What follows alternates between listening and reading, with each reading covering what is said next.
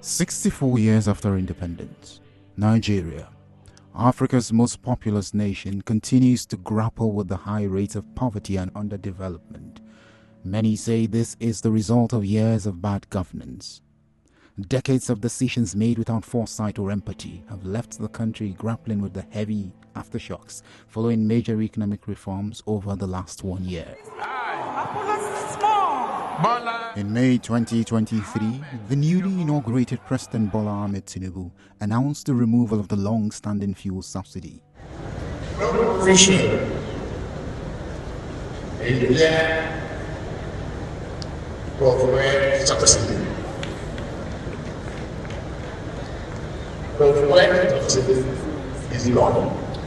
Citing its omission from the budget he inherited, the consequences were immediate and harsh. With fuel prices skyrocketing and black markets thriving, the cost of living surged, pushing millions of Nigerians deeper into economic despair. Another fiscal policy introduced by the administration with the aim of stabilizing the economy led to unprecedented inflation. The flotation of the naira by the Central Bank of Nigeria has since sent the exchange rate soaring to over 1,600 naira to a dollar. In a country heavily dependent on imports, the effects have been devastating as basic necessities spiral out of reach for the average Nigerian. We are suffering seriously because of the condition and how Nigeria is now. Insecurity in the north, caused by decades of neglect, illegal mining, and the proliferation of weapons, has worsened the farmer-pastoralist conflict, sectarian violence, as well as ethnic and religious clashes. This has led to displacements and empty farmlands. The result? Severe food shortages and skyrocketing prices that pushed food security to the brink.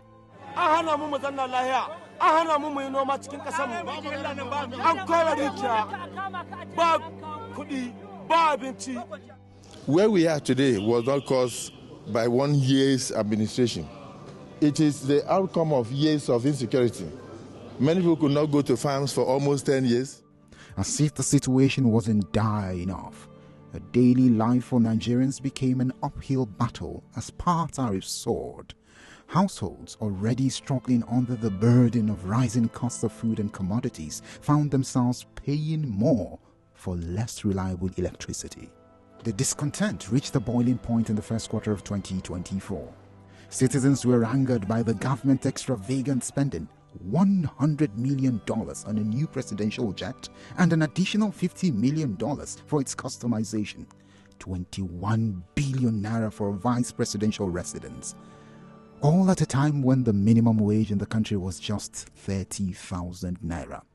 Nigerians were running out of patience. In a bid to placate the angry populace, the president ordered the release of 20 trucks of rice. This move was intended to ease the burden of food inflation, with the hope that the cost of staple foods like rice, which now sold for as high as 80,000 naira per bag, will decrease. The president also finally approved the new minimum wage of 70,000 naira a month for workers. But these efforts did little to quell the growing frustration. Nigerians had decided that they will take to the streets in protest of bad governance and hunger. By the start of the protest, those who converged in Abuja and other regions of the country were met with tear gas from the police, yet the protesters remained undeterred. Responding to the mounting pressure, President Bola Ahmed Tinubu finally addressed the nation. My dear Nigerians, especially our youths, I have heard you loud and clear. However, his speech fell flat, failing to address the core demands of the protesters. The frustration and anger persisted, and in some parts of the country, the situation took a darker turn. Up to 17 citizens were reportedly killed during the protest, and many accused security operatives of being behind the killings.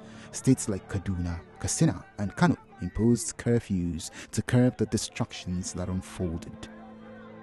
Protesters defied the curfew, and some were seen waving Russian flags, while others were heard calling for a military takeover, a sign that the government's control was slipping.